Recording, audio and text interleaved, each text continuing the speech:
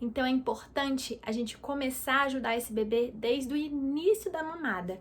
Como? Como eu sempre trago aqui para vocês, a gente faz o C com a mão e aí introduz grande parte da areola na boca desse bebê. Assim ele consegue abocanhar grande parte da areola, ficar com as bochechas cheias, não é cheia de leite, tá? Ele não suga até encher, igual a gente consegue, né? Beber água e ficar tudo na boca. Não, o bebê não faz isso.